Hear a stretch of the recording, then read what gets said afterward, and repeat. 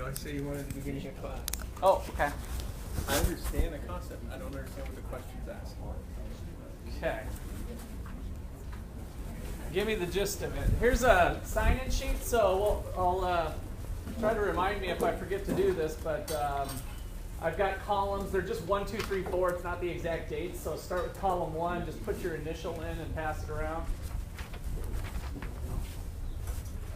So Jeff, what was the question in basically?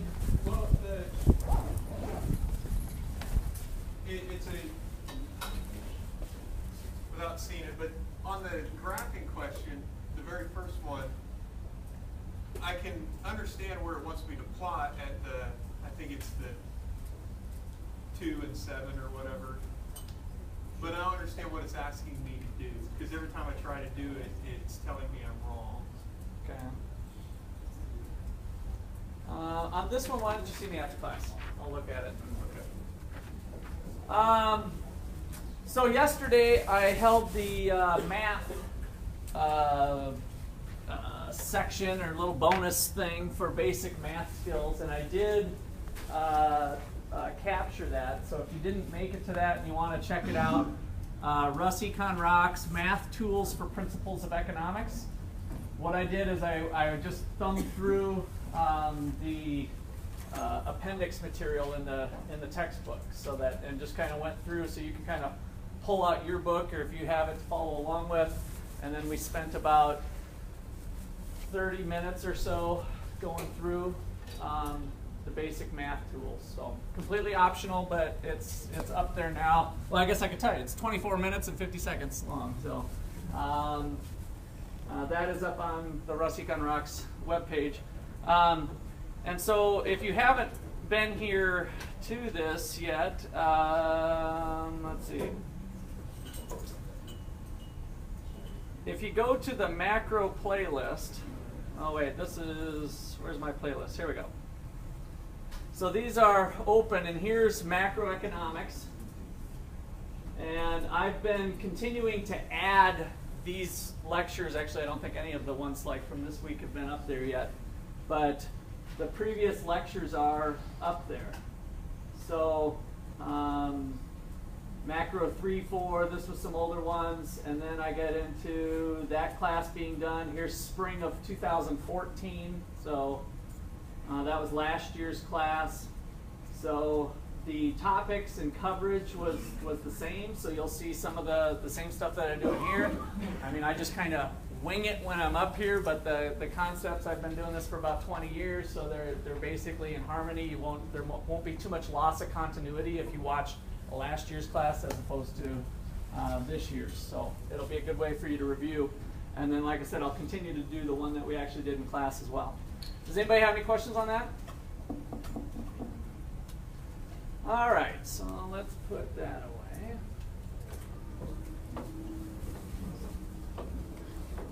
So we've got some international trade we're looking at, and to round out some of the issues. So we're going to spend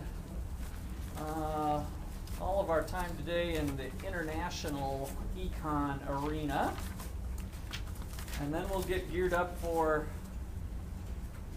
what I would consider to be really macroeconomics starting forward. So we've got a couple of countries. We're doing the Ricardian trade model, the model of comparative advantage. I mean, this is really the big enchilada. This is the one that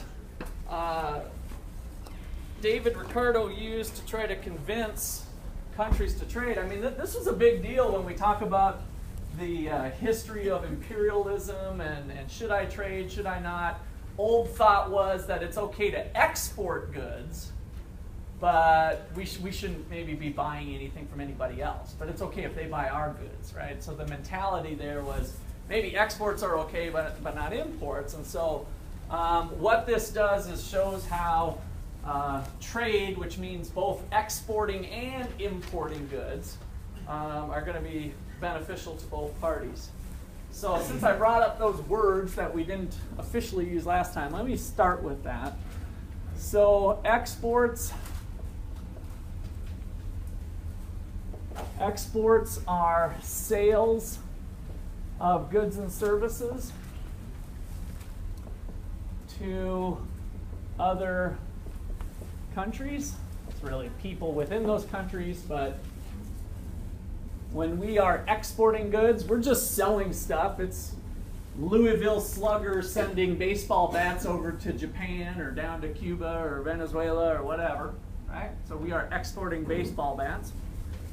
And our imports are simply purchases of goods and services from other countries.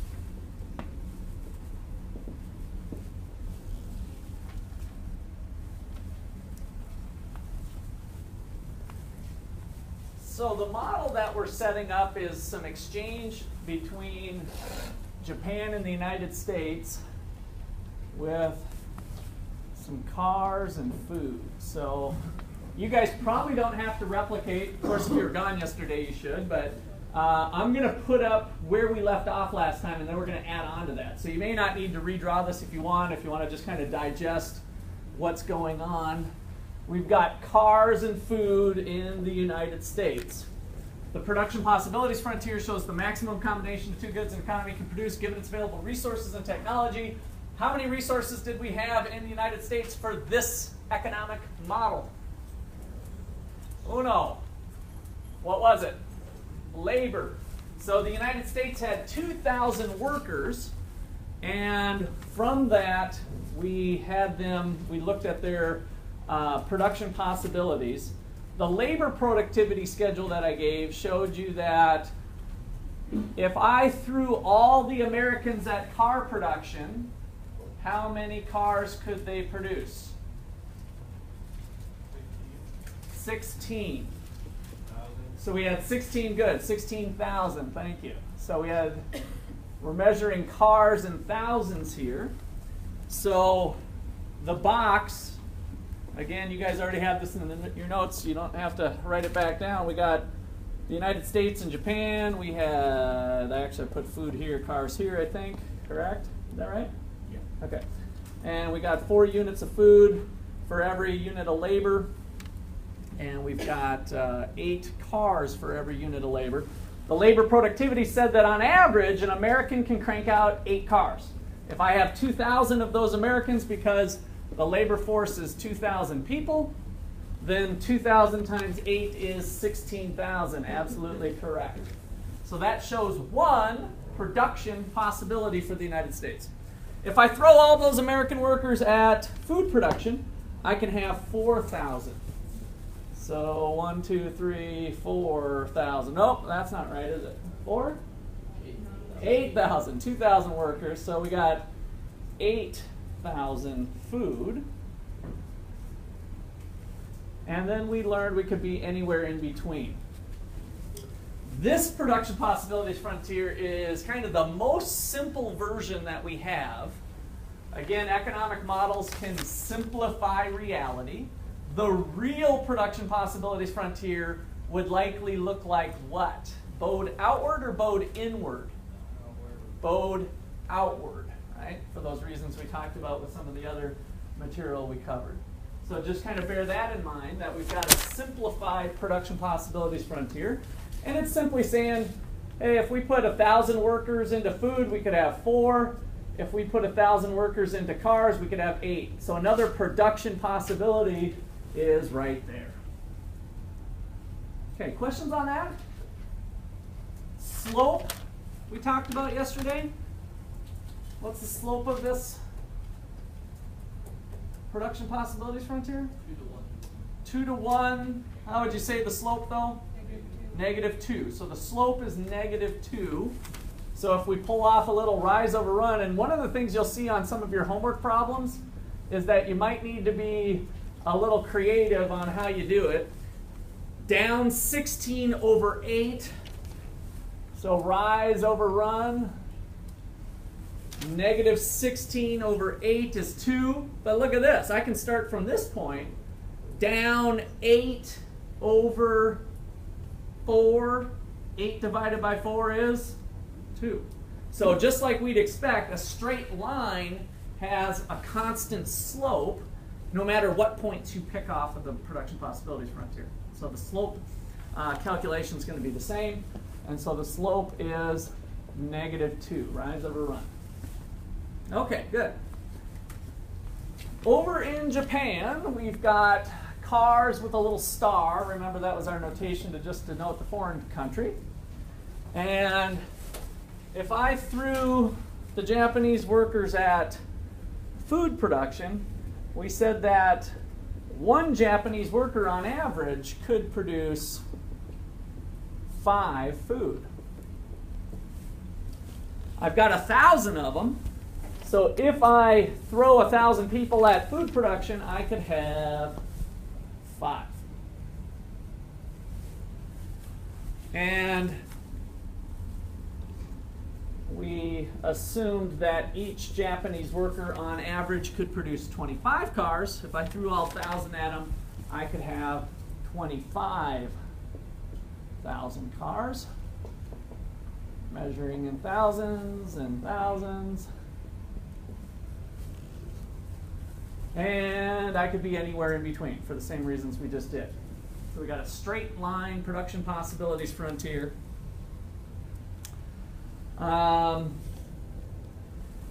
If I was at, I don't know, let me try to be somewhat equal here. 1, 2, 3, 4. If I was at 3, what's this number? 15? So over 2 up 15. Everybody agree with that?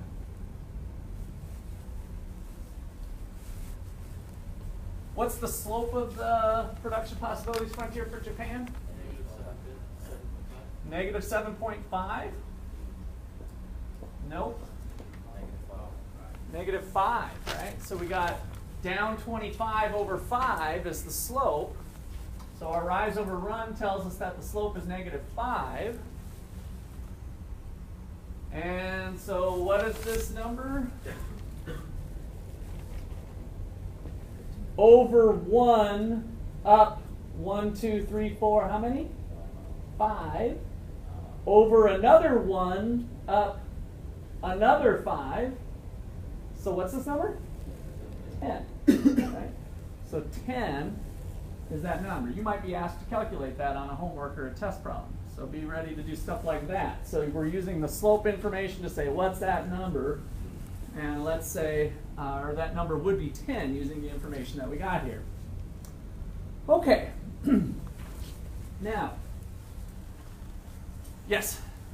Okay, so when you would go the other way, when you go from 3 to 5, then 4 would be 15, and 5 jumps up to 25. You lost me on where you were jumping here, but... so 3 is 10, and that means 4 is 15, right? Oh, to go to 4? Yeah. So if we go to 4, what's this number, everyone? 5.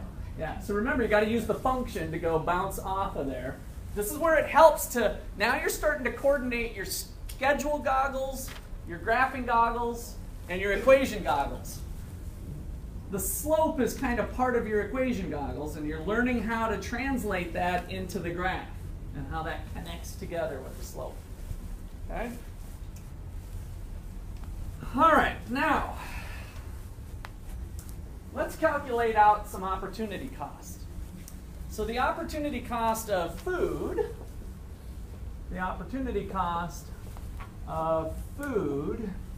in the United States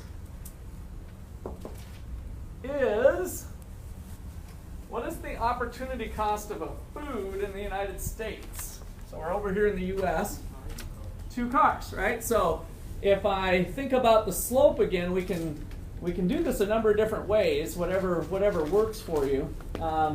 I tend to, my brain wouldn't gravitate towards the slope, but some of you mathematical brains out there might gravitate that way. I think of it as, geez, I could be here or here. So in order to get 4 more food, I have to give up 8 cars. So putting my equation goggles on, it's like kind of saying, well, okay, so 8 cars can be traded for 4 food. 8 cars can be traded for 4 food. That's what the slope told us, right? Boom, boom, boom, we can do that trade. But I want the opportunity cost of 1 food. So the opportunity cost of a unit of food, if we break it down into 1 unit, I can use my equation over here, divide by 4 to get a 1 over here. What I do to one side of the equation, got to do to the other side, and there we got it. And then we're right back to, it turns out, the slope. That's our connection. So 1 food equals 2 cars. So the opportunity cost of a food in the United States is 2 cars. What's the opportunity cost of a food in Japan? 5. So over in Japan, let me do it a different way just to show you the kind of the flexibility here. I know that 25 cars could be given up to get 5 units of food. I don't want 5 food, I want 1. Divide by 5, divide by 5. 1 food is equal to 5 cars. That's the trade-off. A 1 for 5 basis. Again, reflected in the slope graphically. So, who's better at producing food? The USA, right? Now, were they really better in this context?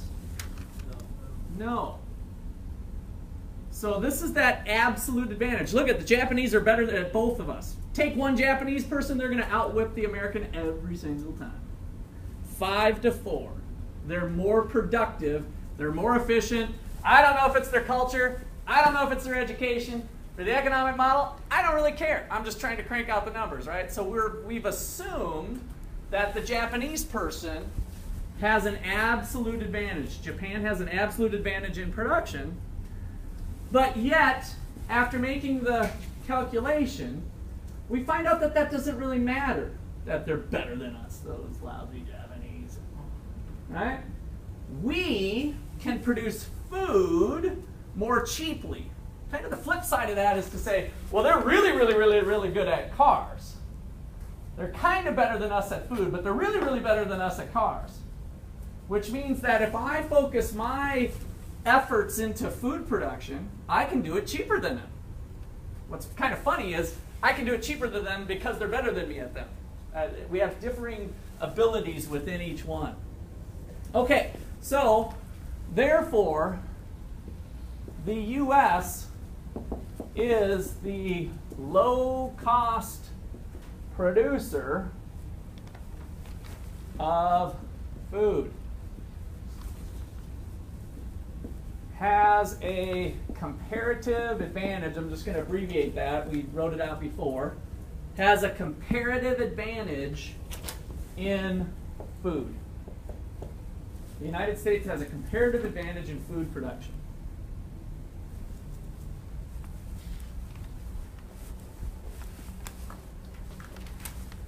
Okay, so everybody all right with that? Let's do the same thing for cars. The opportunity cost of 1 car in the U.S. is half. Now, we can come right back to this way we did it here, and we say, hey, I know that 8 cars can be traded for 4 food. What's the cost of 1 of them? In order to get a 1 here, I divide by 8. Divide by 8. 1 car equals a half of a food.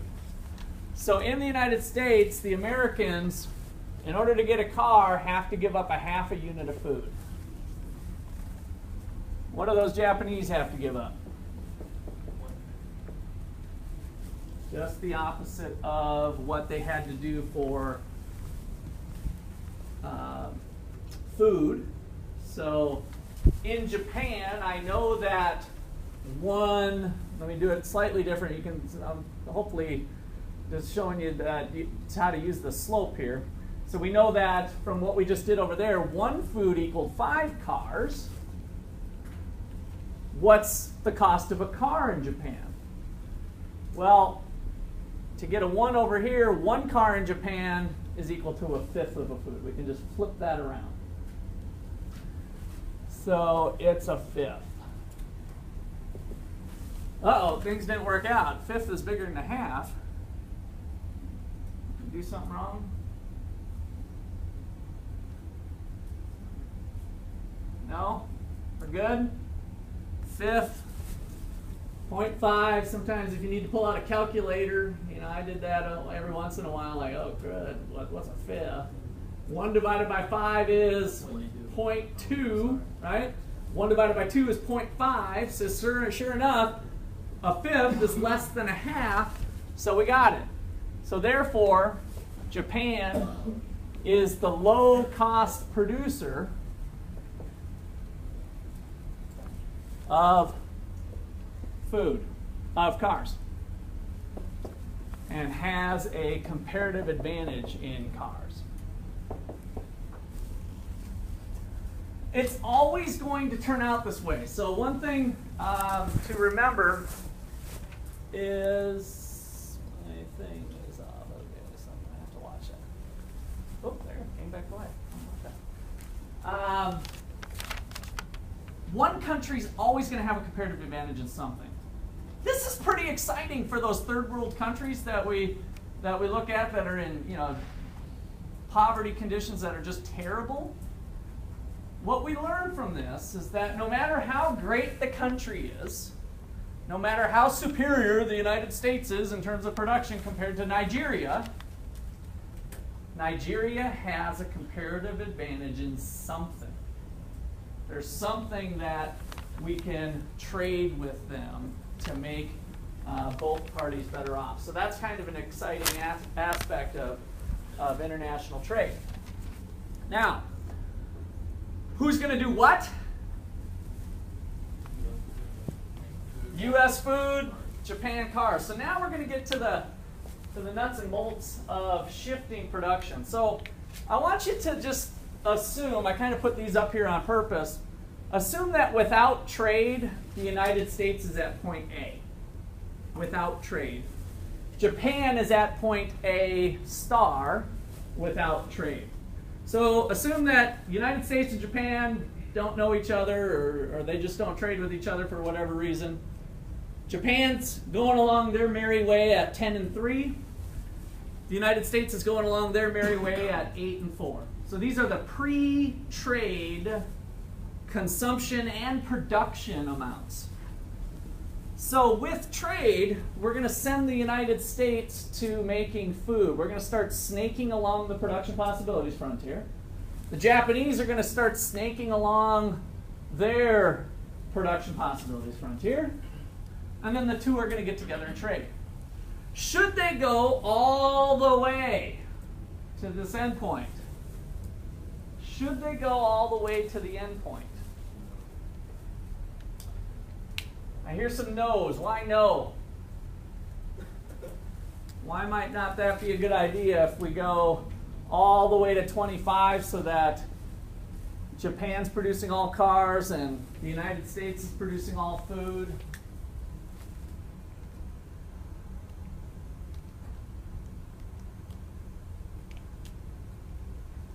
I think I agree with you. In general, that might not be the best idea in the world.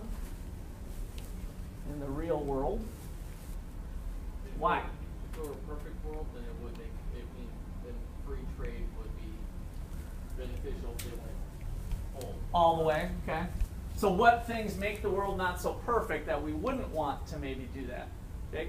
Like if they didn't make any food, like I feel like you just had too much control over that. Okay, yeah, we could start getting into control issues. Imagine if the world food supply is controlled by the United States and Japan has nothing but cars. They might be in a little bit vulnerable position, right? So this is where you might start to hear national security issues of being some sort of argument against trade. And so that is true when we start looking at things in reality. For our economic model, where we have assumptions of, we don't have every dose of reality, otherwise it would be hard to make sense of it. For the economic model, we're going to maximize society's welfare. We're going to maximize production by doing precisely that, moving all the way to full specialization, where we're going to shift the Japanese to B star. We're going to shift the Americans to B.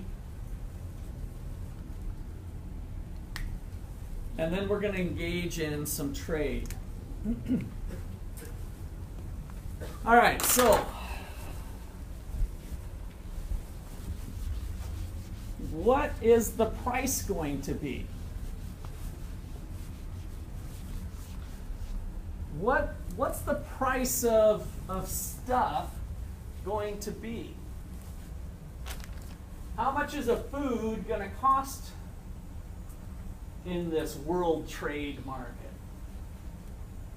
So imagine now, kind of similar to what we did with Tom and Jen, the United States is sitting here with all food, and they want to go driving.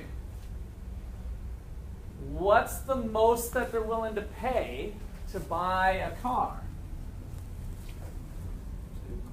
2 cars. 2. All right, so if the United States did it themselves, they would give up 1 unit of food and get 1, 2, right back to this point on the production possibilities frontier, if they did it themselves. So now, if they go to the world market, they need to get at least 2 to make themselves better off than what they could do themselves. Now the big question is, does that work for the Japanese? So the Japanese are holding all the cars, the world's supply of cars, and are they willing to do it for, let's say, 3? You know, would 3 work for them? Would 4 work for them?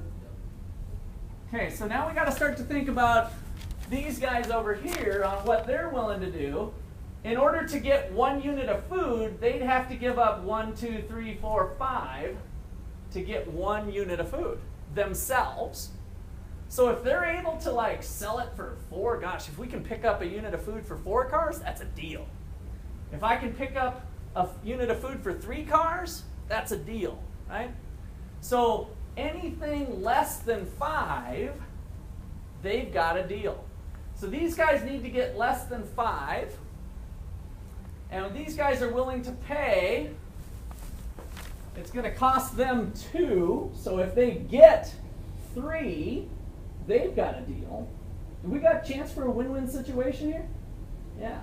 Right? We can meet somewhere in the middle. These guys, each pursuing their own interests, being selfish, if you will, to the ultimate level of greed, will want to trade with each other because both parties are going to be made better off. All right, so what I want to do is assume that they come together. So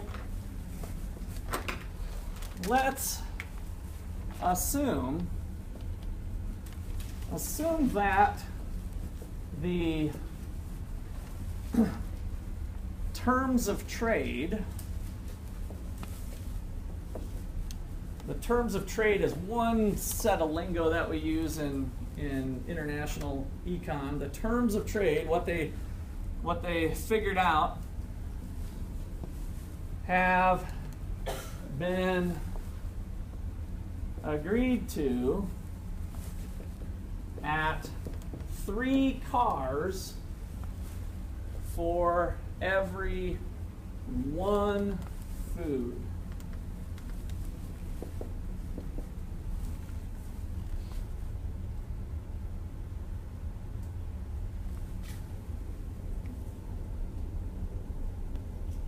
Three cars for every 1 food. So this essentially ends up being what we call the world price.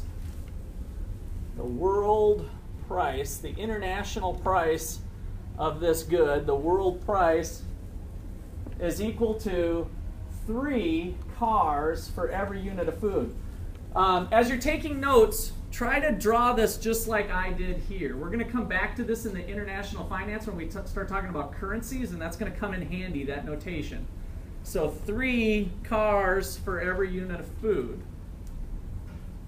So the price is 3. Would you call that the price of food or the price of cars? The price of food, right? So how much do I have to get for food? I have 3 cars So we're expressing it in terms of the other good. So this is really the world price of food is 3 cars. What's the world price of cars? A third. So now we can just flip it. If 3 cars can be traded for 1 food, putting our equation goggles on again, 1 car, 3 over 3 is effectively equal to 1/3 of a food. So we're going to use that maneuver every once in a while. So 1/3 of a food per car. So that is what we'll assume to be for this model the world price. All right. So where does that leave these Americans? Well, this is kind of exciting. Here we go. I'm sitting with 8 food. I give up 1 food and I get 1, 2, and boom, 3. Now, that means this point is a possible point. But then we have that rule where you can't be outside the production possibilities frontier. So did we screw up somewhere? Didn't this show the maximum combination too good, blah, blah, blah, blah, blah, blah? How do we get outside? Through trade. So are we producing outside? No, we're consuming outside. That's what's pretty awesome with trade. Our production possibilities are still right here. But what we've redefined now is our consumption possibilities. The consumption possibilities frontier is this orange curve. And what's its slope?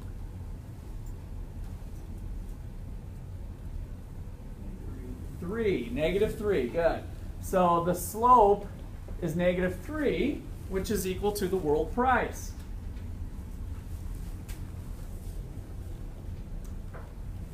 Over in Japan, at that price of 3, they've got a pretty good deal going because 1, 2, 3 over 1. Right? So here is 1, 2, 3, 4, 5 over 1. That's where they would be. So if I go up to where the 1 would be, boom, wham, bam, here we are. Same thing for them, outside the production possibilities frontier for the Japanese. And so their consumption possibilities frontier looks like that. Its slope is also -3 because we only have 1 world price.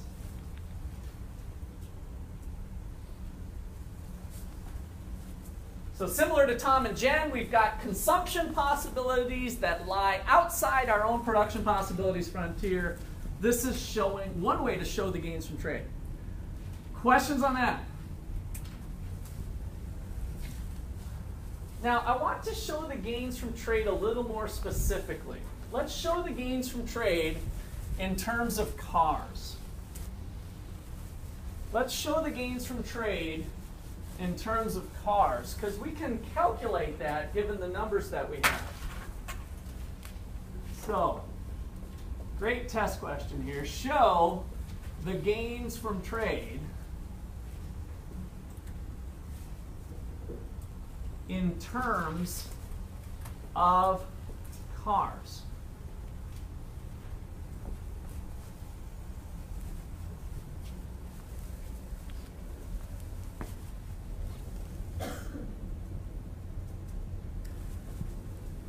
So to do that, yeah. What is CPF? Consumption possibilities frontier.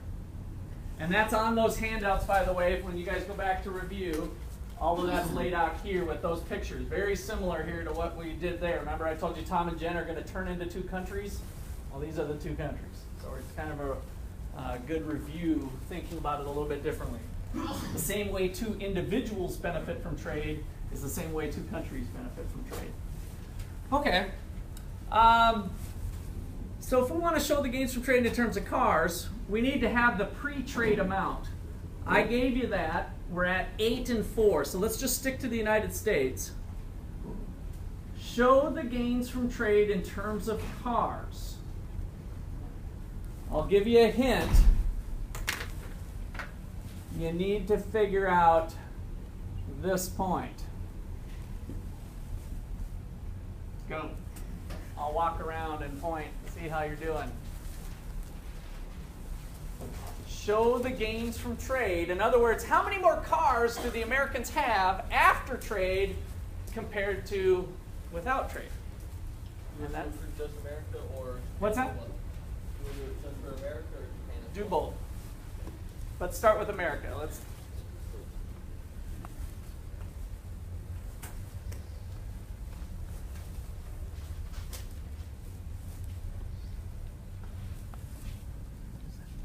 Now this is where this gets pretty tough to use.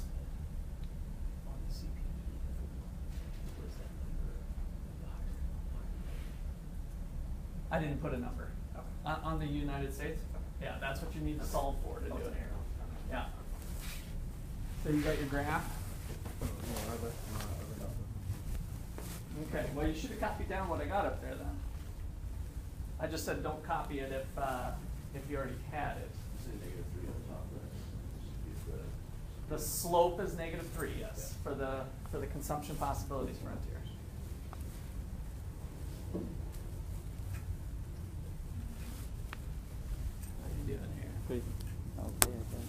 Okay. So you can think about starting here, right? And to get to that point, I'm going to get back to the same amount of food I had before. So I know I'm going to give up 4, and then how much more am I going to get? And that's where you got to use the consumption possibilities.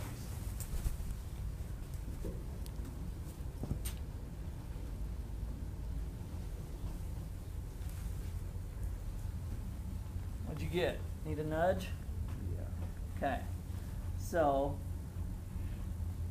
you need to get up to this, you need to figure out what that number is. And so at this point, we're going to get back to having 4. So I'm going to give up 4, I'm going to sell 4 on the world market, and I'm going to get 3 for every unit I do. So you can calculate that number.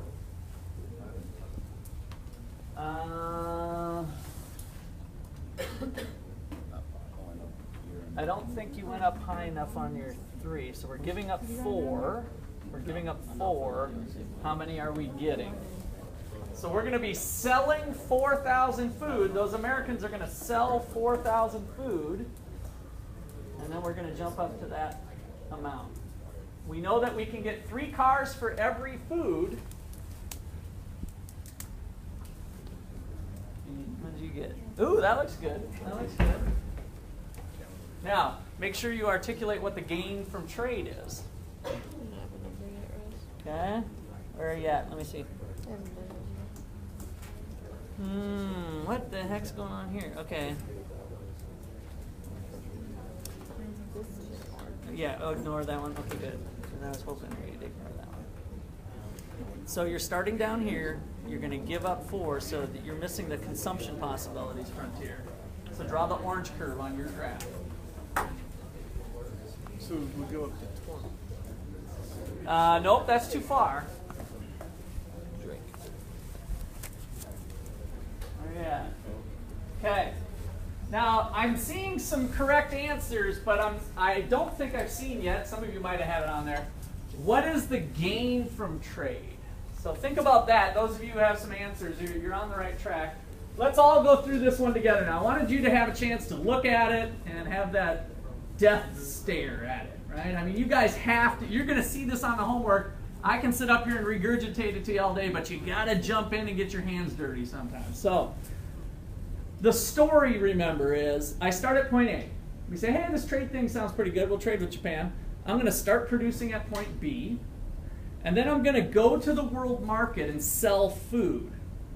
I want to show the gains from trade in cars, so I know that I'm trying to get up to this point C. That means I'm going to have the same amount of food that I had prior to trade.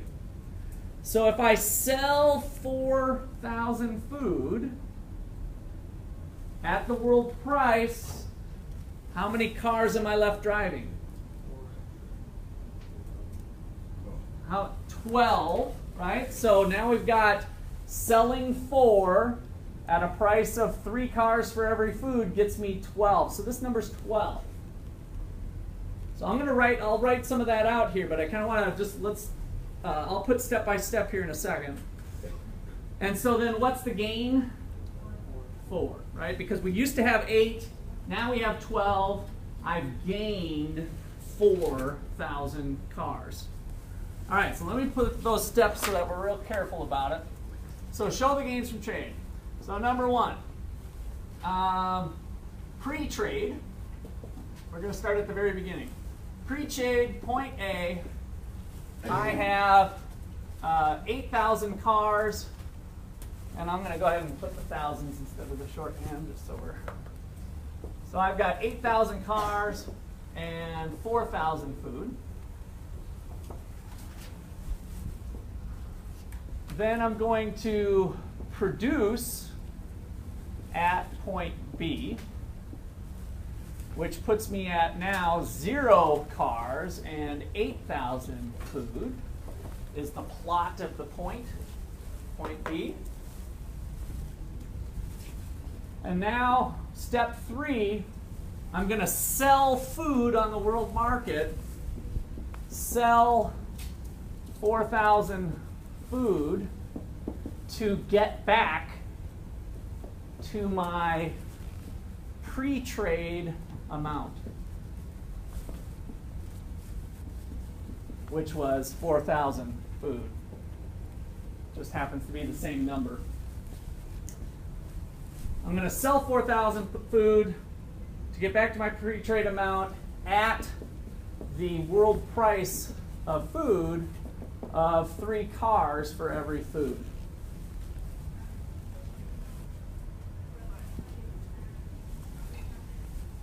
Now this is where this notation can get kind of handy. I don't know if I can put this up down. Try to get you guys a little bit. There. I'm going to break this thing. There we go. All right. Yes, Todd. If we were to calculate the triangle CAB, would that give us a difference in production at that point? CAB? No, because it's kind of an area that we're picking up, I guess, in a sense, but we need to evaluate each one individually. All right, I'll kind of come back to that question in a little bit. So sell 4,000 food. Now I want to show you a little thing with the notation that helps us out that'll kind of tie in when we get into international currencies as well. So I'm going to sell 4,000 food. I've got 4,000 food being sold at 3 cars for every food. 4 times 3 is 12,000. You probably saw that one. But if you use this notation, remember you kind of always have F over 1 or anything over 1. The foods cancel out. And so I know that it's 12,000 cars.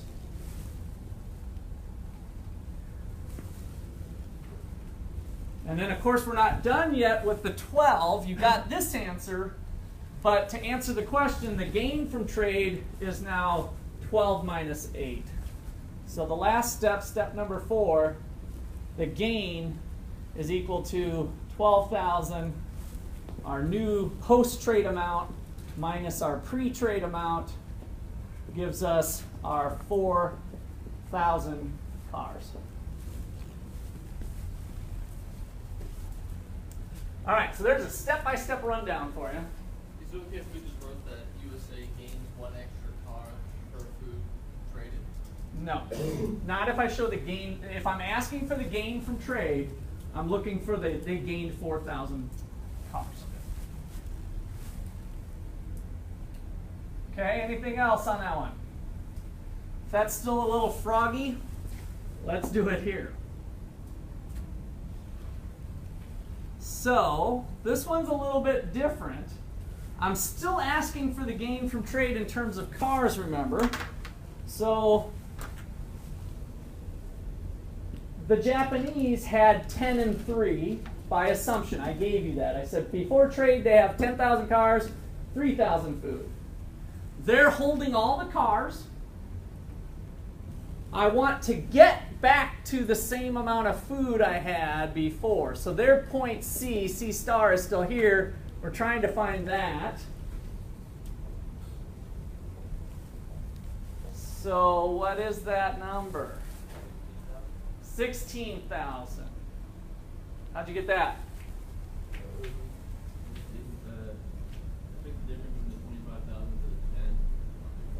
Oh, you went down to here. Yeah, so 15, that took 3. That was originally by 5. So it's only by 3. Okay, I wouldn't have thought about it that way. I mean, there's a couple different ways to slice it up. I would have thought about buying 3,000 food. If I want to buy now, remember I'm here and I want to get here. What do I have to pay with?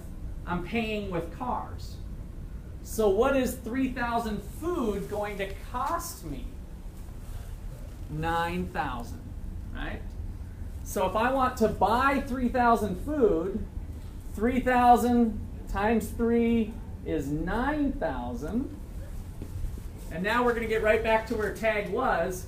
I give up 9, and I'm left off with 16.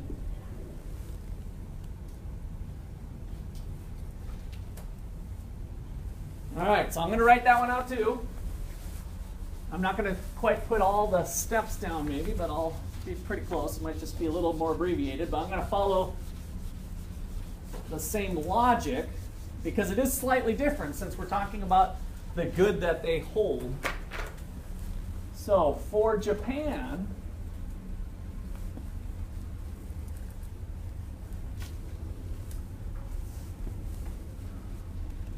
step number 1, I'll just put A star.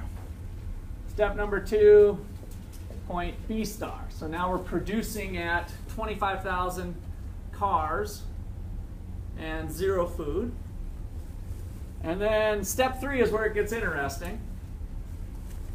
They need to buy 3,000 food at a price of 3 cars for every food. So in other words, they are going to pay for 3,000 food with their 9,000 cars. 3 times 3 is 9,000 with 9,000 cars. And again, notice how the notation thing helps us out. What are they paying with? The F's cancel out. 3,000 times 3 is 9,000. 9,000 cars.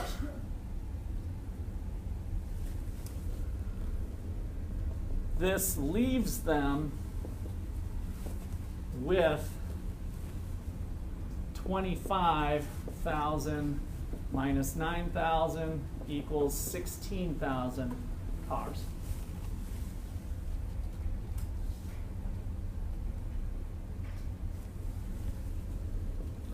And then finally the gain. The gain equals 16 minus what they started with, which was 10,000. They gained 6,000 cars.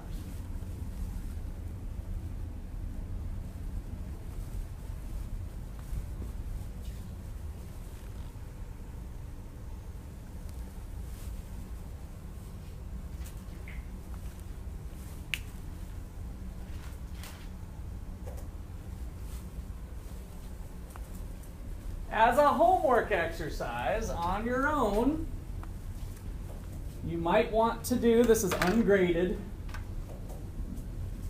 I could have easily asked you for the gains from trade in terms of food. So you might want to make sure you know what you're doing here and find this point D. So I could have said, well, how much did they gain in terms of food? And then we do the analysis the same way, and we look at how much more food we have relative to pre-trade. Post-trade, pre-trade. Do the same thing for Japan. What is this D star point? That'll show you the amount of food that they had pre-trade, post-trade, showing the gains from trade in terms of cars. I'm going to let you do that one on your own.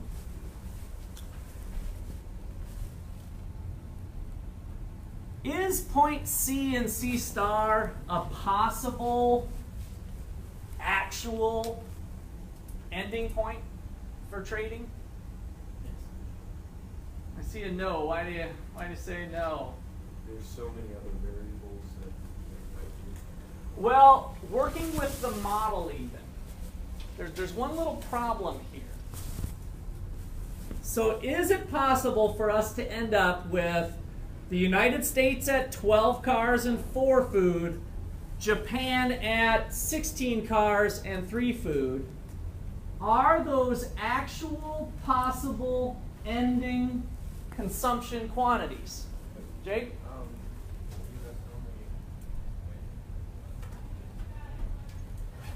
Kaylee, what did you see? I saw you shaking your head.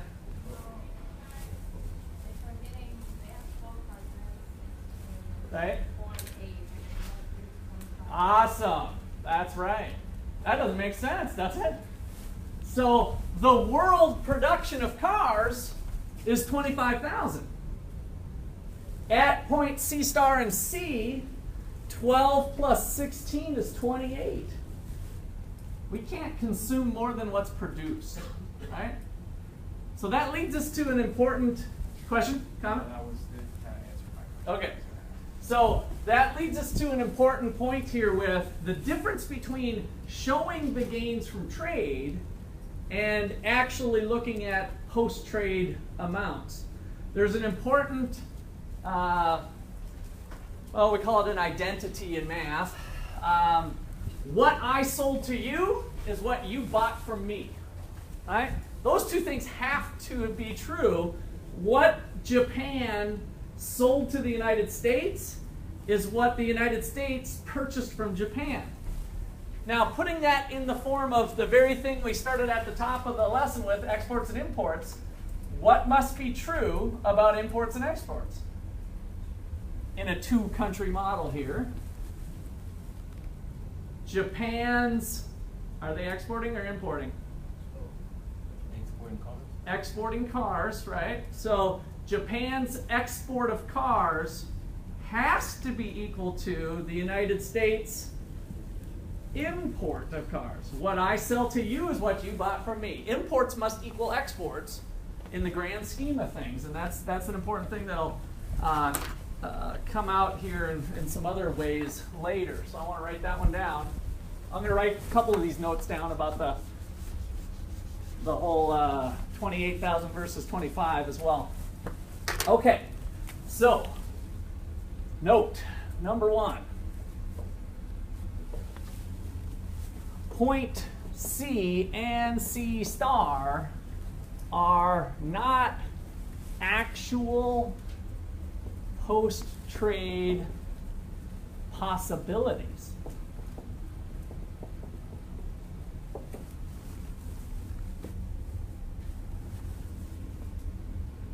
So the 12,000 for the United States plus the 16,000 for Japan equals 28,000. So this is USA, this is Japan, but Japan only produced 25 to begin with. So B star is 25,000 cars. The world production of cars is only 25.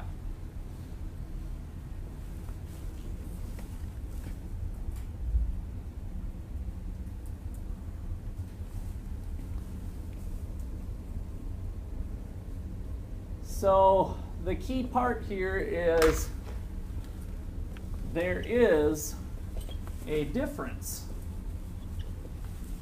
between showing gains and actual post-trade amounts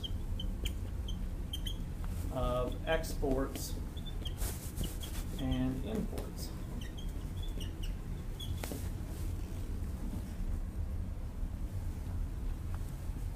Ooh, got lots of questions. Awesome.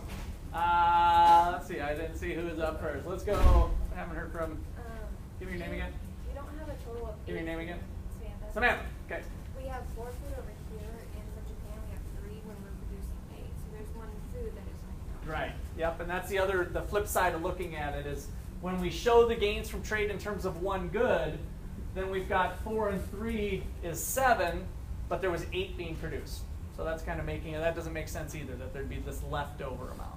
So that's the important thing of the difference between showing the gains. Now,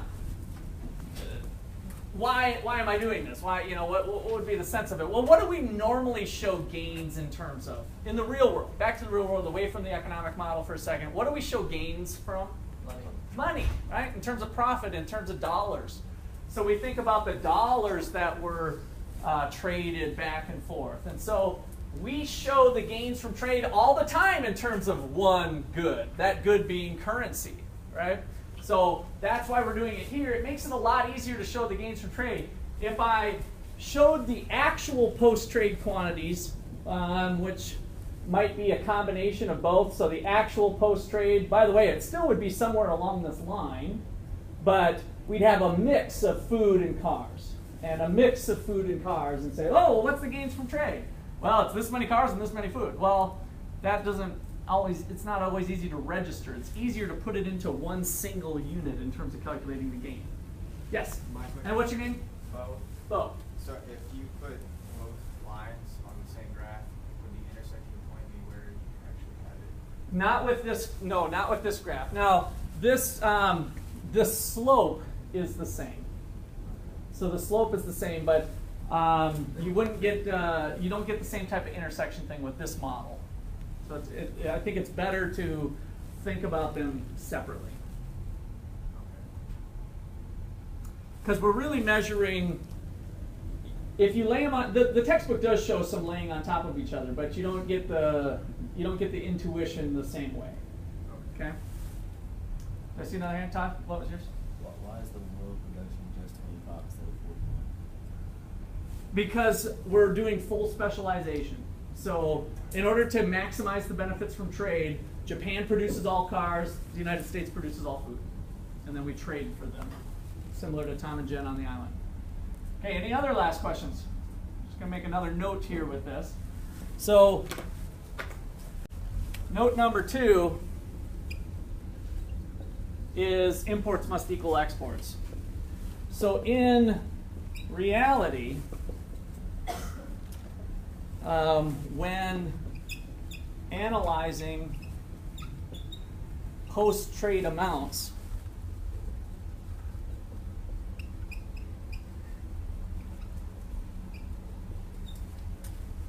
imports must equal exports. Imports must equal exports.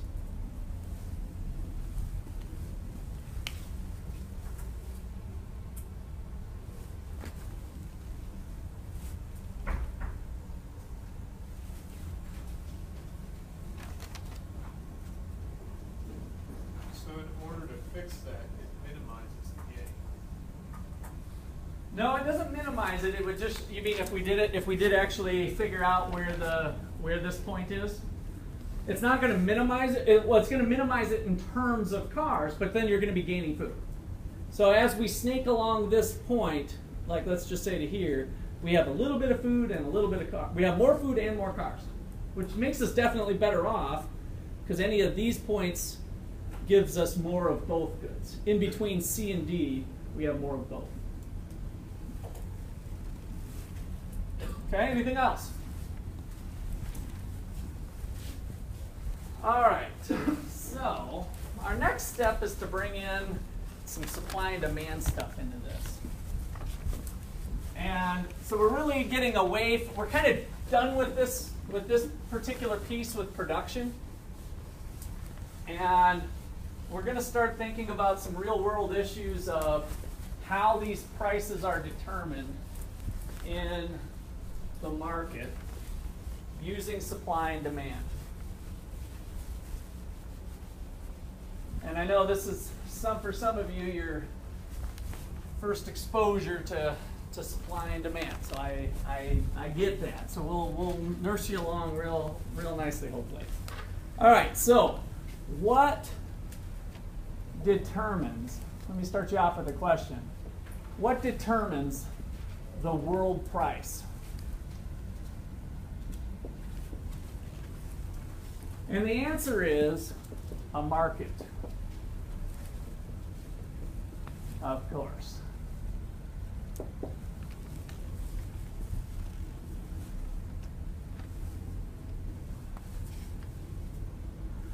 Okay, so I want to start off thinking about, let's say Japan here. Now this is not the production possibilities frontier, so here's Japan. Here is another graph that we'll just shelve for a second, but just kind of prepare yourself to draw another graph next to that one.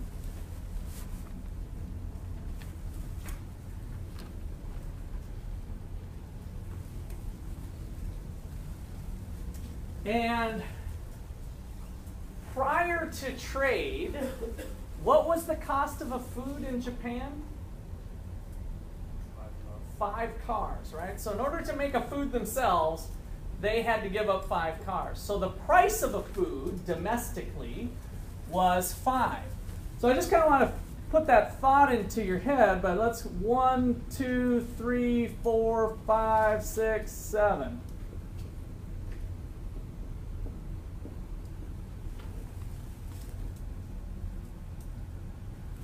And in Japan, you can just draw, any old 2 lines that cross at 5. We're going to make a supply and demand curve.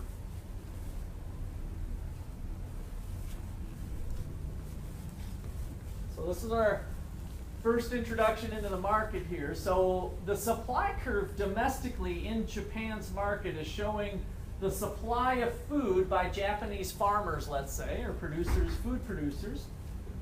And it's upward sloping, meaning that as food prices go up, they find it more profitable to continue to supply more.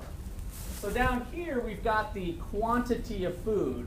This is the quantity of food in thousands, so not too dissimilar than maybe what we had. I want to somewhat detract from here and maybe even start to think about this being prices now. So I used the word cars when I said 5 just to kind of motivate the linkage back. But now let's turn this into dollars and say, hey, suppose a unit of food is $5 in Japan where there's no trade with any other country. So the domestic price of food is $5. All right. Over here, I'm thinking about the world market. The world market. And if Japan went shopping for food, what would prices need to be for them to find it advantageous to buy food from another country as opposed to just making it themselves? Less than 5, right? So we'd have to have food prices that are 5 or less. As food gets less, then they'd be willing to buy some. So for instance, if world prices were 2, Japanese consumers would like to buy, let's go with 10,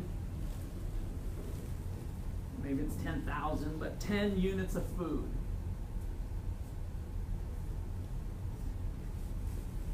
Are Japanese producers willing to supply 10 food at a price of 2? No. So the supply curve tells us the behavior of Japanese producers at a price of 2.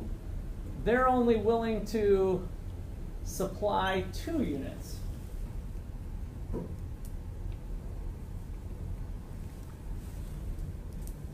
Now, this, for those of you who had micro before, was a situation of a what when price was lower than equilibrium price. What did we call that? A shucks? Shortage, good. So a shortage of 8 units, right? The Japanese producers are only producing 2. Japanese consumers would like to buy 10. Now, normally, what would happen in this market if by some chance in Japan prices were at 2 and there was a shortage? What would be happening to prices of food in the Japanese market? They would go up, right? So that was the price mechanism that would close that up. So with a shortage, these guys are running out of food. They're like, hey, I think I could get more than $2. Let's try $3 tomorrow, right?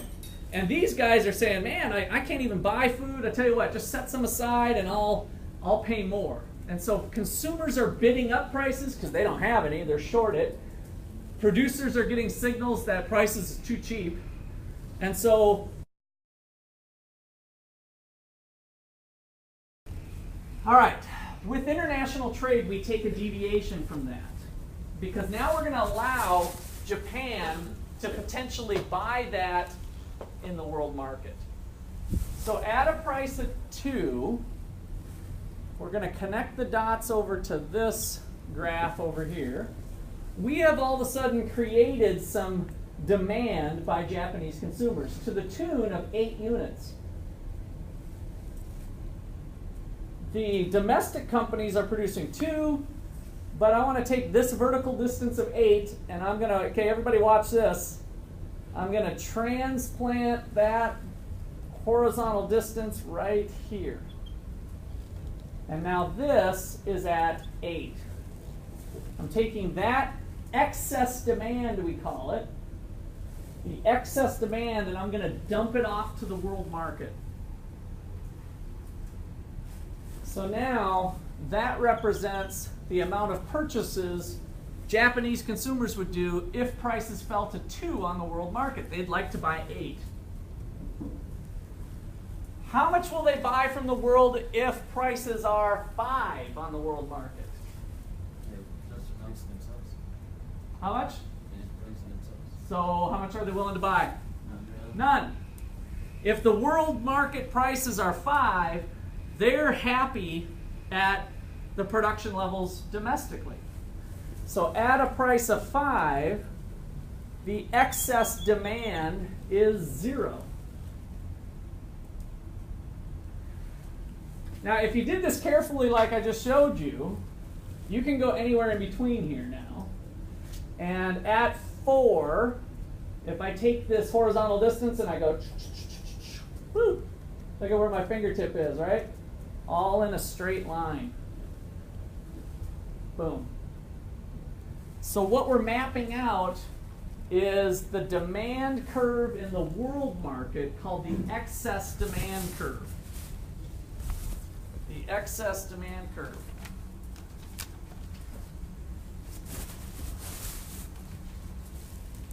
So this is the demand for imports.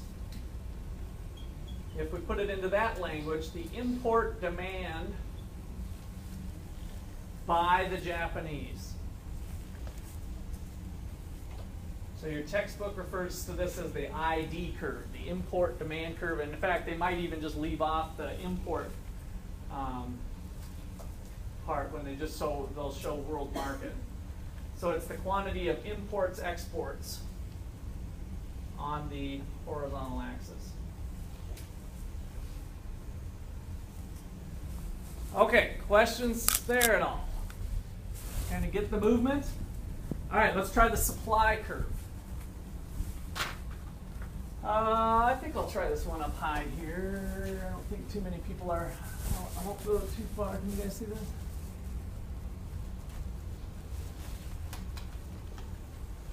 Ooh, did I knock you off? You can.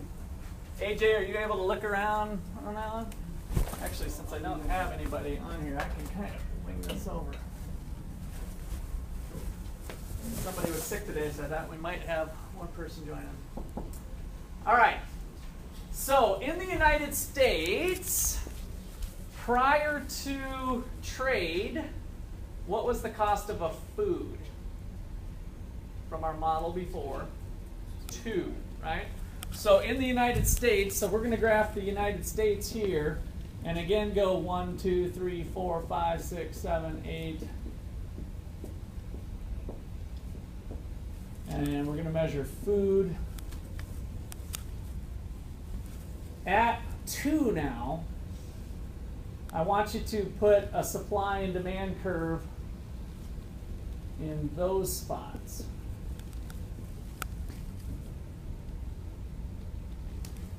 And I'm going to flip the switch on you, and we're just going to say it's $2.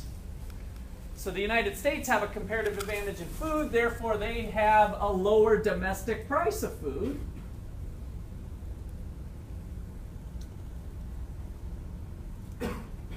If food prices were $5,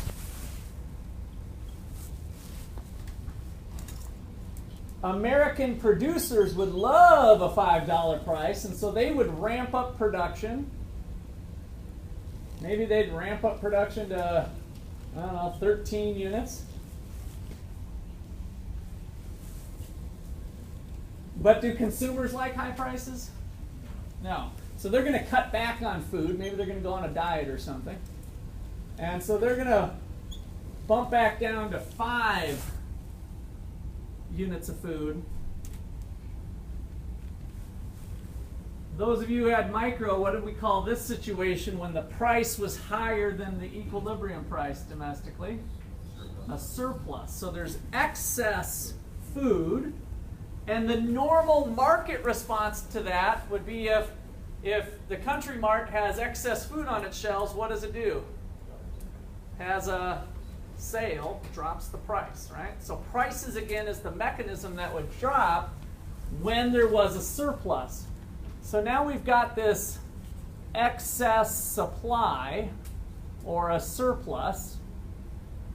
In the international trade stuff, we call it excess supply. And that means that the Americans, if they could fetch a $5 price, would be more than happy to ship that overseas. And so that 8 units, I guess, that 8 units could be dumped off overseas and at a price of 5, we'd have these 13 minus 5 units going over to the world market. How much would American producers sell to the world if the world prices were 2? Nothing. So at a price of 2, the Americans are buying up all the food, no problem. And so at a price of 2, they are not going to supply any. And again, if you drew it kind of carefully, you're going to get a export supply curve that looks like that.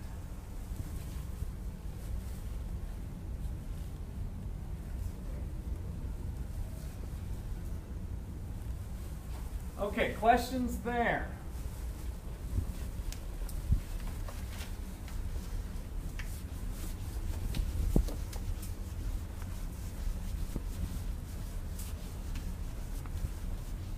Okay, so now we're going to see how prices are created in the world market. The granddaddy. Let's put 3 graphs side by side with each other. In the corner to my left, we will have the United States. In the corner to my right, we will have the Japanese.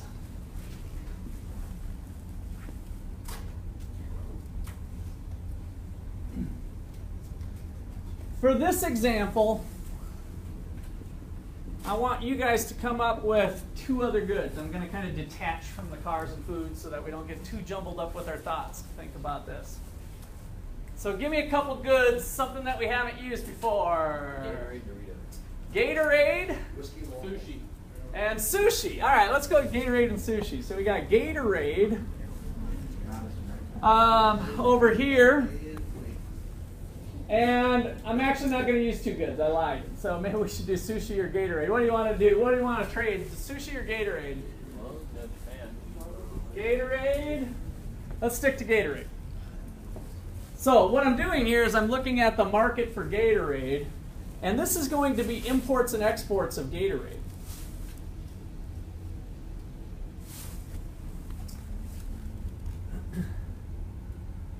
All right, so if I draw, and I want you guys to be not sloppy, but don't worry about following my slopes exactly. This is where we're all going to potentially have some different answers. If the initial situation looks like this in Japan and the United States, you might see a homework problem like this. Who has the comparative advantage in Gatorade? Japan or the United States? The United States. Okay, sometimes I might throw Japan in there just for fun so that you're not just thinking, oh, this always matches up that way. But how do you know? The cost is less, right? So the price is less. We're going to have all these kind of lined up nice. So we've got Gatorade over here selling at, I'm going to call this a 2 and this a 1. 1, 2, 3, 4, 5, 6. So you guys do the same thing. Doesn't matter what your numbers are, just kind of, why don't you make this a 2.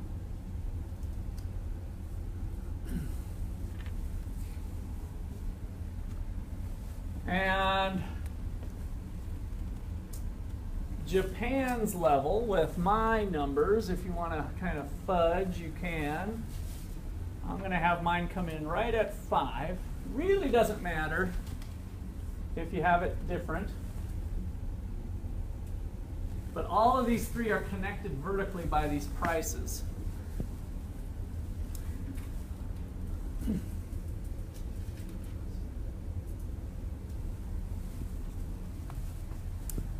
So, let's start with Japan. If world prices are $5, how much Gatorade do the Japanese want to buy from the world? If the world price is 5, how much do the Japanese want to buy? None, because they're totally happy with the Japanese production. So that's 1 point on their import demand function. Now, if price is less, like at 2 possibly, they're going to be importing it, right? So if we take this distance at 2, we can plop that thing over here, and we're going to get right in between.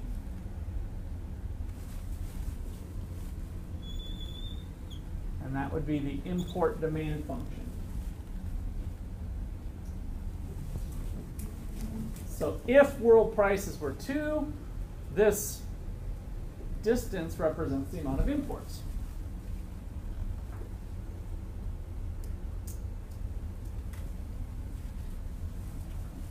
Now,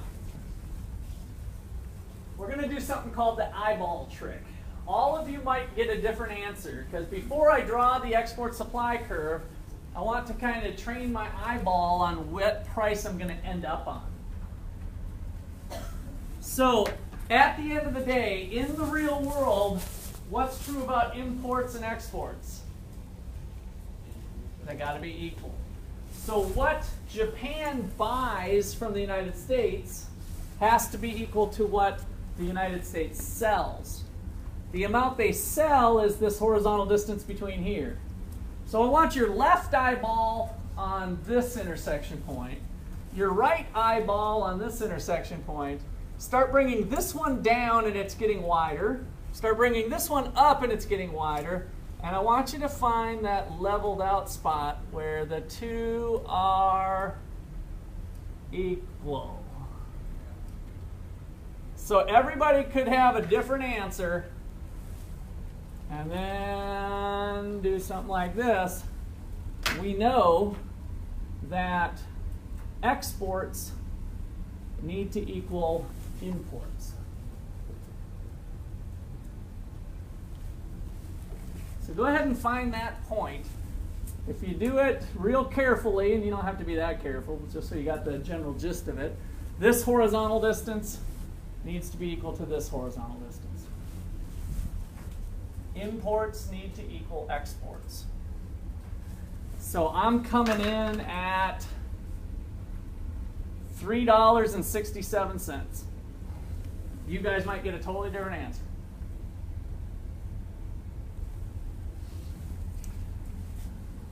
And then now that allows you to kind of backdoor. You can backdoor your other curve here.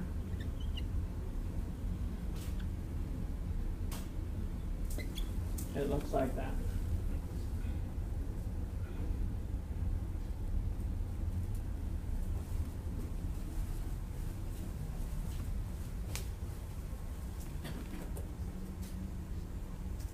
All right.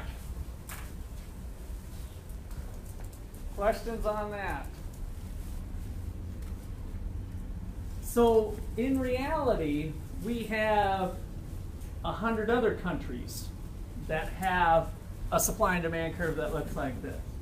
In reality, we've got 100 other companies, maybe not so much Gatorade, might not be an example, but we've got other countries that are producing some sort of soft drink. And so mixing all those thoughts together gives us this global supply and demand for goods. The interaction of all those companies in all these various countries is the marketplace that determines what the price of Gatorade is going to be around the world. And there's just going to be one price.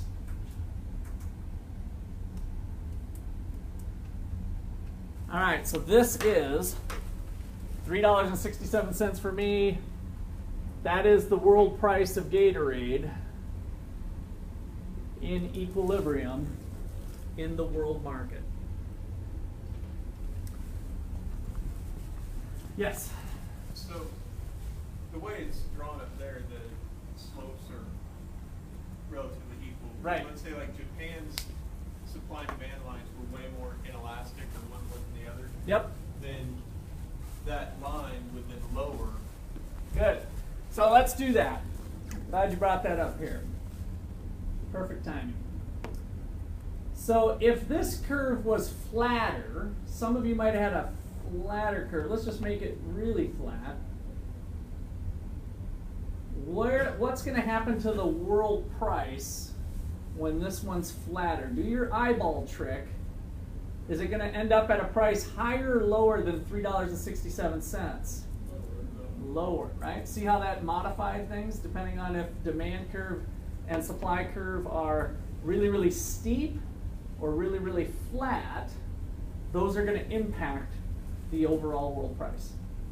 And so the big lesson, kind of the bigger takeaway from this is that the domestic conditions within each country drive the world market. So this is how the world market gets impacted by maybe there being a little bombing, some terrorism over in France this last week. Right? So France has one of these. France is exporting wine. What happened to wine exports from that? Was there an impact? Was there not? Did it change the behavior?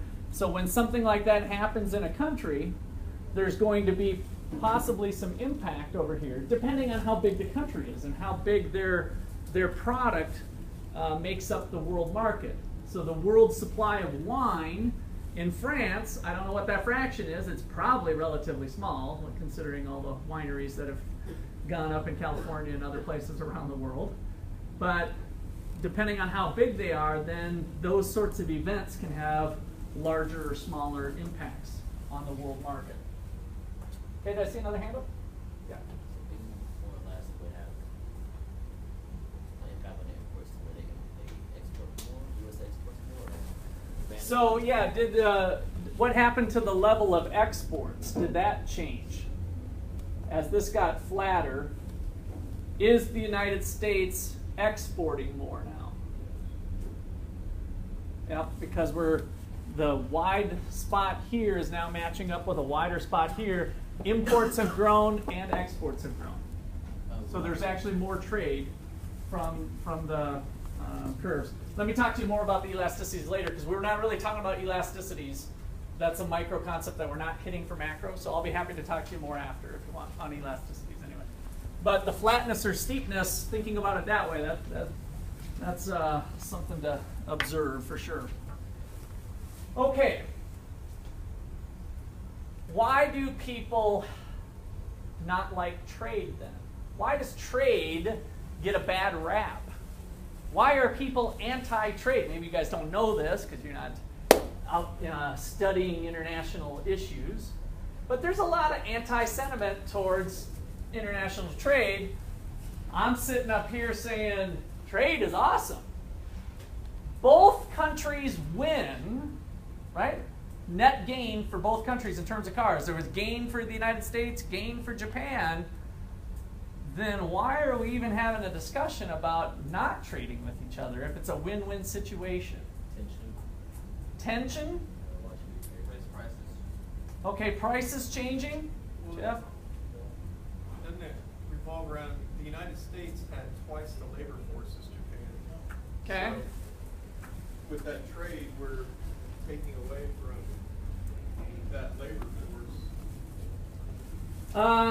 So there are some issues with that. As we engaged in trade, what industry grew in the United States? The food industry or the car industry? The food industry.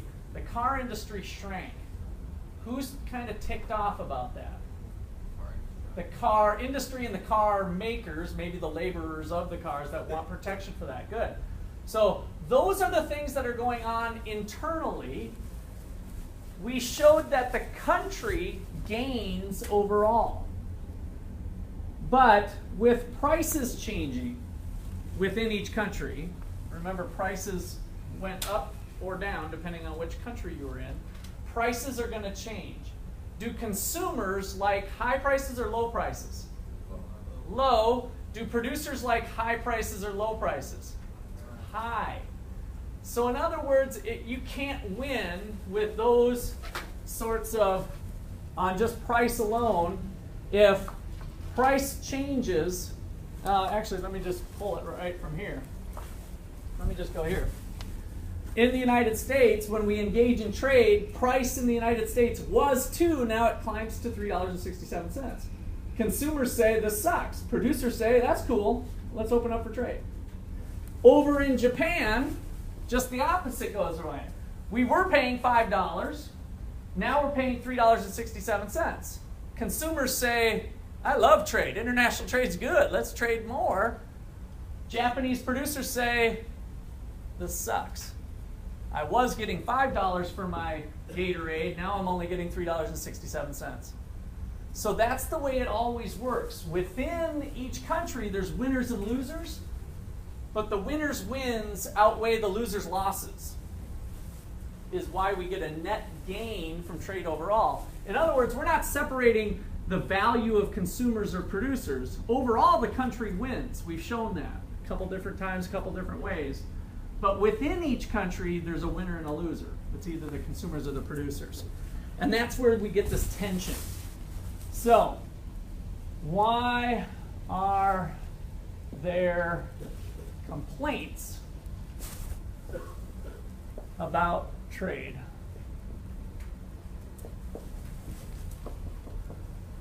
When prices change,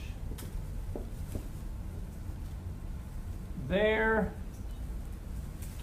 is always winners, we're just going to kind of loosely refer to them as winners, and losers within each country.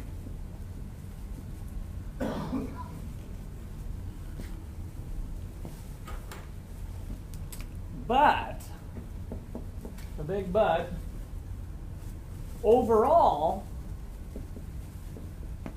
the winners wins, the gains from trade, the winners gains, the winners wins, are bigger than the loser's losses.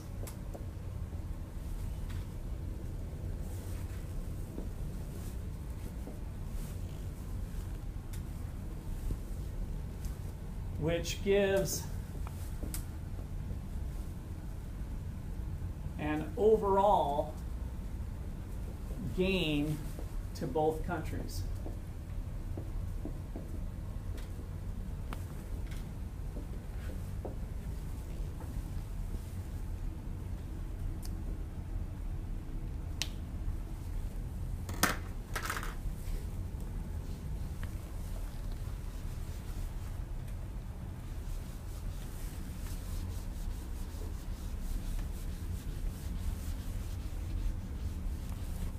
So the complaints are never going to go away.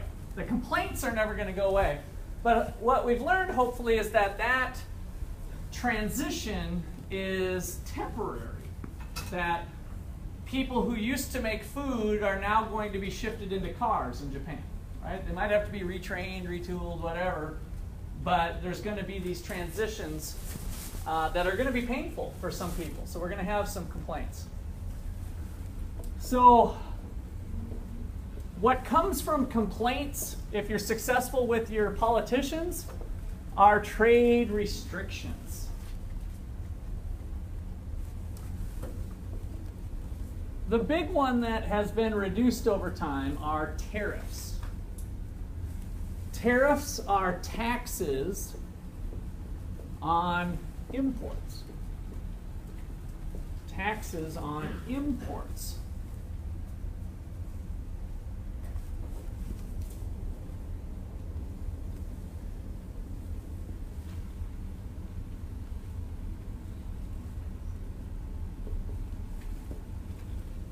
If we have a country that is currently importing, so this would be like Japan in the example we were just doing.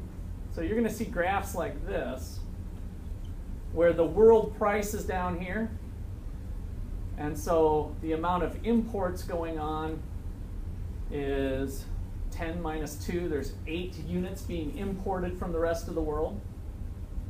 So there's the world price. If the producers are successful at crying to their politician and they're able to get a tariff imposed, that is going to raise the price of every foreign good that comes across onto our soil is now going to get socked with a tax, which is going to raise the price internally. There's an extra cost being paid by the foreign companies that the domestic companies don't have to pay. And so the world price plus the tariff, the tax, ends up raising the price inside the country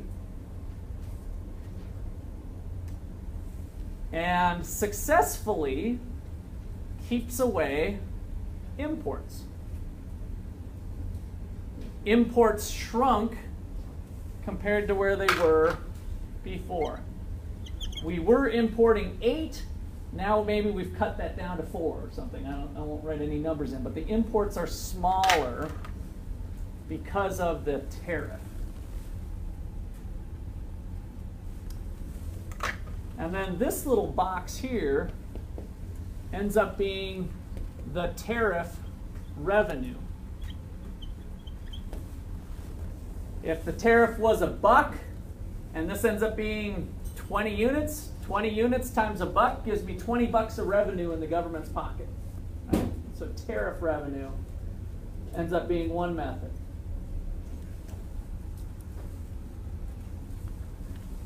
Another common restriction is a quota. A quota is just like, hey, Japan, you were bringing 8 cars over. Sorry, not any longer. You're only going to be able to bring over 5. So another common trade restriction is a quota. And a quota is a legal maximum on the quantity of imports.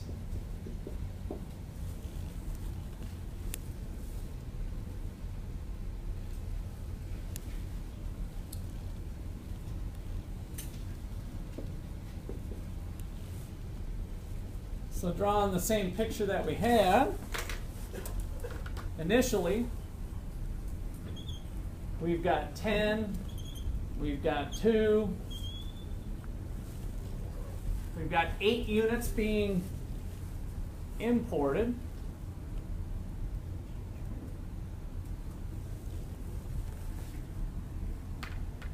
If we shrink that to, let me say 4, there's 8. If I cut that in half to 4, what happens to the price in the United States? It's going to go up, right? Because now there's not as much, so prices are going to rise back up. So if the quota is set to, I'm going to use this blue line here of 4, now prices are going to rise because there's a shortage.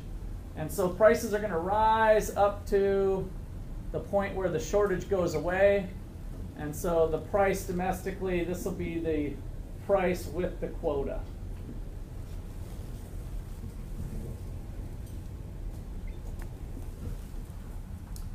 And so we get a very similar look.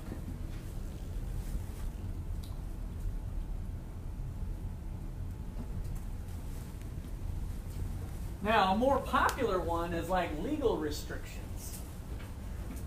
What if we have laws? What if we say that the environment needs to be protected?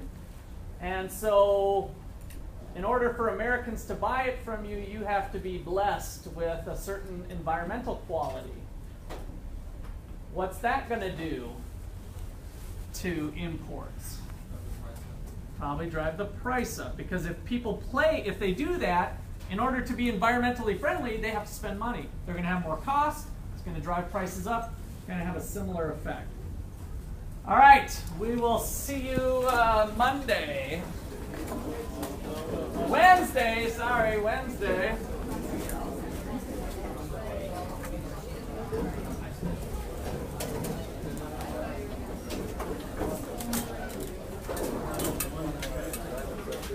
Yeah.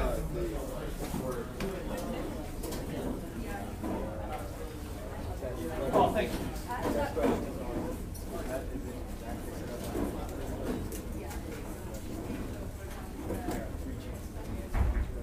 No. You'll end up running through, and they'll change on you too. If you take it a second time, your other attempts, it's going to be a new question. Okay. The first time I went into it, I had it's not on Oh, okay. Okay. And that's part of the reason I give you the 3 attempts too, in case you do have a computer problem, you still got another. because it's actually got to be reloaded. So Okay. But that was probably Okay. I didn't want to just test it on the first Right. try. Right. I understand. Yep. I think it sounds like you're good. Could I talk to you about stuff? Yes. So I don't know what I did, like backspace. I did something and then I can't get back into it. Come up with your question, or to be ready to. I'll help you. I don't know how to get back into it. It's my You can't get into My Econ Lab at all? Yeah, because I did the 14-day trial, so I don't have an access code yet. Yeah, that's fine. It's still within 14 days. So. But I don't know. Like, So did you go back to Blackboard? Well, here, just come on. I tried to. It didn't. Why don't you try to log into Blackboard there? All right, Jeff. So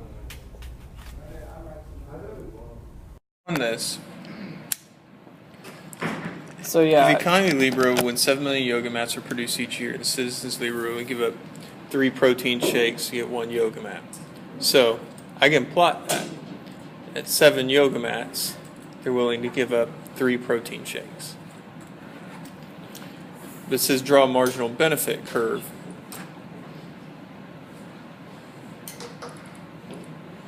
And the marginal benefit curve would be a downward sloping curve. Mm-hmm.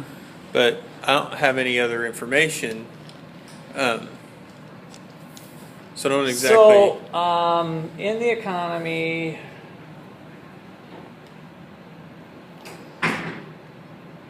they're willing to give up 3 protein shakes to get 1 yoga mat. When 7 million. So at the margin, the price of the last one was 3. So that's what you're doing here, right? Is 3? Yes.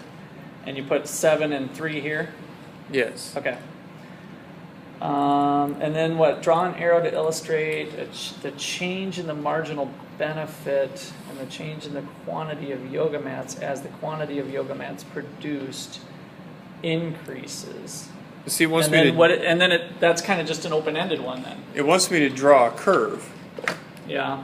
So So when you draw, I think usually I'm just trying to figure out if there's a computer problem or not. well, I don't think so it's a normally, computer as problem. long as I you think draw, I just as don't. long as you draw something to the right of 7, a new point here, then I would think that would be right. So law of diminishing. As long as I have a downward sloping curve Yeah. that intersects Yeah. at 3 and 7. Yeah. And that's what I did. Then But it then might- I don't understand what does it mean, draw an arrow? Do I draw? Oh, You just draw an arrow on that line. yeah, on that line. Just draw, so maybe that's the part. You just use that little arrow function and just draw on And just that line. point at the line? You put the arrow literally on the line. So like, here's your line, here's your arrow. Okay, so just draw an arrow going right over the top of that line? Yeah. So overlaying So you're it? kind of showing the direction that it's going with the arrow function. So Okay. yeah, that sounds like I'll what try it that is. again, 'cause I understood the concept, I just didn't understand what the computer was asking me to do on it. So I can